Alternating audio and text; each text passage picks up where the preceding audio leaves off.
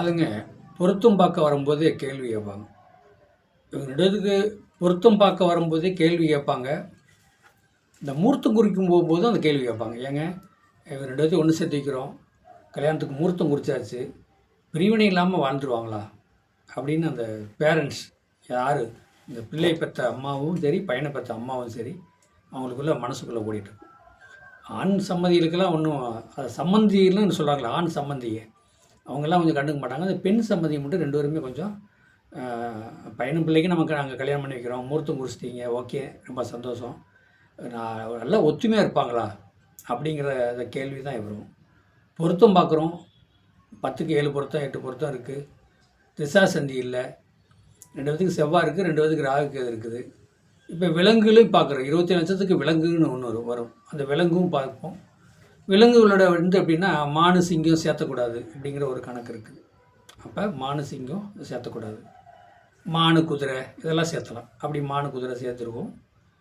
ராகுக்கு எதுவும் இல்லை, செவ்வாய் தோசை இல்லை, ஒன்றும் பிரச்சனை இல்லை, திசா சந்தியில் எல்லாமே இருக்குது. அந்த மாதிரி தான் நம்ம சேர்த்து ஓகே பண்ணியிருப்போம். இந்த வார்த்தை அவங்க பெண் சம்மந்தியும் பெண் சம்மந்தியும் கேட்கும்போது நமக்கு ஒரு சந்தேகம் வந்துடும். என்னடா இந்த மாதிரி ஒரு கேள்வி கேட்குறாங்களே அப்படிங்கிற மாதிரி நமக்கு தோணுமில்லவா?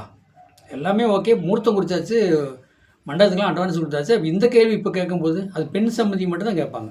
எப்படிங்க எல்லாம் ஏற்பாடு பண்ணிட்டேன், நல்ல முறையில் முடிச்சு கொடுத்துட்டீங்க, நல்லாவே இருக்குது, எங்களுக்கு சந்தோஷம்.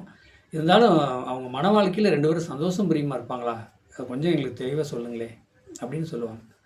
ஆனால் அது கணவர் மாதிரிலாம் கோச்சுக்குவாங்க. இல்லை எல்லாம் முடிஞ்ச முன்னாடி இந்த கேள்வி கேட்குறேன் அப்படின்னு சொல்லி சொல்லுவாங்க. இருந்தாலும் அவங்க மனசு கேட்காம கேட்பாங்க. இது எப்படி இருக்குது? ஒரு ஆணும் பொண்ணும் நம்ம திருமணம் பண்ணி வைக்கிறோம். அந்த ஆணும் பொண்ணும் திருமணம் பண்ணி வைக்கிறவங்க மன வாழ்க்கையில் சந்தோஷம் பிரியமா இருப்பாங்களா அப்படின்னு கேட்டால் உறுதியாக சந்தோஷம் பிரின்னு சொல்ல முடியாது. ஒரு கருத்து வேறுபாடு வரதான் செய்யும். ரொம்ப சந்தோஷம் இருந்தாலும் அது இனிப்பாகவே சாப்பிட்டு தான் தவிட்டிடுமல்லவா? ஒரு சண்டை வரணும், அப்புறமேடி ஒத்துக்கணும், ஒன்று சேர்ந்து வாழணும், அப்புறமேடி சண்டை கட்டிக்கணும், ஒரு ஒன்று சேர்ந்துக்கணும், சிம்பிளாக பிரிவினை இல்லாத சண்டை வரத்தான் செய்யும். அதெல்லாம் ஒன்றும் பண்ண முடியாது. அப்போ தான் அவங்களுக்குள்ள ஒரு இன்பம், சந்தோஷம், பிரியம் ஏற்படும். அப்போ பிரியாத சாதகம்னா என்ன? பிரியாமல் நல்லா வாழ்வாங்க, சண்டை கட்டிக்குவாங்க, சேர்ந்துக்குவாங்க, அதெல்லாம் ஒன்றும் பிரச்சனை இல்லைங்க. குழந்தைங்களாம் பிறந்துட்டால் மாறி போயிடும் அப்படின்னு நம்ம சொல்கிறோம். பிரியாத சாதகம் அப்படின்னா சுக்கிரனை குரு பார்த்தாலோ, லக்கணத்துக்கு 7ஆம் இடத்து அதிபதி அவர், லக்கணத்துக்கு 7 கூடையும் அவர் எங்கே வேணாலும் இருக்கட்டும், குரு பார்த்தாங்க, கோடி நன்மைங்க. அவங்க ஒன்று சேர்ந்து நீடோடி வாழ்க்கை நல்லா ஒத்துமையாக வாழ்வாங்க. பாருங்களேன், லக்கணத்துக்கு 7ஆம் இடம்னா மனைவி, கணவருக்கு. ஒரு பொண்ணுக்கு 7ஆம் இடம்னா கணவராக வருவாங்க. ஒரு பொண்ணுக்கு 7ஆம் இடங்கிறது கணவராக வருவாங்க. ஒரு ஆணுக்கு 7ஆம் இடங்கிறது மனைவியாக வருவாங்க. அப்போ அந்த 7ஆம் இடத்து அதிபதியை குரு பார்த்தாலோ, சந்திரன் பார்த்தாலோ, கேந்திரம் இல்லை திரிகோணத்தில் இருக்கணும். அப்படி இருந்தாலே அந்த ஆணும் பொண்ணும் சந்தோஷம் பிரியமாக இருப்பாங்க. பசங்க பிள்ளைங்க பெற்றுக்குவாங்க. இவ்வளோ கேள்வியிலையும் குழந்தை எப்போ கிடைக்குன்னு கேள்வி வைப்பாங்க. குழந்தை அப்படி சொல்லக்கூடாது. ஒரு பொண்ணுக்கு 9ஆம் இடத்தை பார்க்கலாம், 5ஆம் இடத்தை பார்க்கலாம். ஆணுக்கு 5ஆம் இடத்தை பார்க்கலாம். 5ஆம் இடங்கிறது பூர்வ புண்ணியம், புத்திரன், நன்னடத்தை, குலதெய்வம் சொல்லக்கூடிய இடம். அப்போ அந்த 5ஆம் இடத்து அதிபதி எங்கே இருக்கார்? குரு பார்வை இருக்கா? சந்திரனோட பார்வை இருக்கா? அவர் கேந்திரத்தில் இருக்காரா? திரிகோணத்தில் இருக்காரா? அப்படிங்கிறதையும் பார்த்துக்கலாம். குழந்தை பாக்கி எவ்வளோ நாளில் கிடைக்கும்? 1 வருஷத்தில் கிடைக்குமா? 2 வருஷத்தில் கிடைக்குமா? 8 மாதத்தில் கிடைக்குமா? அப்படிங்கிறது அந்த திசை புத்திக்கு தகுந்த மாதிரி கிரகங்கள் எங்கே இருக்குது, கிரகத்தை யார் பார்க்குறாங்க. இப்போ 5 கூடையவனா யாரை பார்க்குறாங்க? 5ஆம் இடம்னா ஃபஸ்ட்டு குழந்தை, 2வது குழந்தைங்கிறது 7ஆம் இடமாக வரும். அப்போ ஃபஸ்ட்டு குழந்தை பிறந்திருக்கு, 2வது குழந்தைக்கு கேட்குறாங்கன்னு கேள்வி வருதுன்னா அப்போ 7ஆம் இடத்தை பார்க்கணும். அந்த 7 கூடையும் யார் எங்கே இருக்கார், அதை மெயினாக பார்க்கணும்.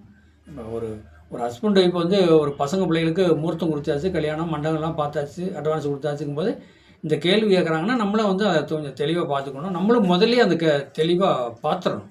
ஏன்னா அவங்க கேள்வி கேட்குறாங்கன்னா நம்மளும் பதில் சொல்கிறது நல்ல பதிலாக இருக்கணும். ஆமாம், அது மாதிரி அதாவது ஒரு ஹஸ்பண்ட் ஒய்ஃபுக்குள்ளே நம்ம சண்டை மன வருத்தம் வர்றது சகசம்தான். சண்டை வந்தால் தான் அவங்க வாழ்க்கையில் நிம்மதியாக இருப்பாங்க, செழிப்பாக இருப்பாங்க. ஏன்னா பிரிவினைன்னு வரக்கூடாது. மெயினாக பிரிஞ்சுட்டாங்கன்னா அது ஒன்றும் செய்ய முடியும். இப்போலாம் கலியுகத்தில் பார்த்திங்கன்னா பிரிவினை தான் அதிகமான சாதகம் வருது. அதனால் அந்த பிரிவினைங்கிறது வரக்கூடாது. அவங்க இப்போ இந்த சமுதாய மக்களை பார்க்குறாங்கல்லவா, வாழ்க்கை வாழ்கிறவங்கள பார்க்குறாங்க, எத்தனை பேர் கோர்ட்டு கேஸு பிரச்சனை இருக்கிறாங்க. அந்த எந்த பேரண்ட்ஸனுக்கும் அந்த பயம் வரத்தான் செய்யும். கவலைப்படாதீங்க. உங்கள் பசங்க பிள்ளைங்க நல்லா ஒற்றுமையாக இருப்பாங்க, குழந்தை குட்டி பெற்றுக்குவாங்க, பையன் பிள்ளை பிறக்கும், நல்லா இருப்பீங்க. நீங்கள் இன்னும் 10 20 வருஷம் கழிச்சு கூட நீங்கள் என்னை சாதகம் பார்க்க வருவீங்கன்னு சொல்லிக்கிறேன். ஆனால் அதே மாதிரி குழந்தை பிறந்து என்னை சாதகம் பார்க்க வந்திருக்கிறாங்க. அது சின்ன சின்ன சண்டை வருதாயா, ஒன்றும் பிரச்சனை இல்லை, நல்லா இருக்கிறாங்க அப்படி சொல்லுவாங்க. அது வந்து ரொம்ப சந்தோஷம் அல்லவா? என்னுடைய சேனலை மற்றவங்களுக்கு ஷேர் பண்ணுங்கள், பெல் பட்டனை ஆன் பண்ணுங்கள், சப்ஸ்கிரைப் பண்ணுங்கள். நீங்கள் சாதகம் பார்க்க விருப்பப்பட்டால் என்னுடைய ஃபோன் நம்பரு 95 14 77 10 74. இதுக்கு வந்து வாட்ஸ்அப்பில் சாதகம் அனுப்புங்க. உங்களுக்கு சாதகம் வந்து தெளிவாக சொல்லப்படும். வாழ்க வளமுடன்.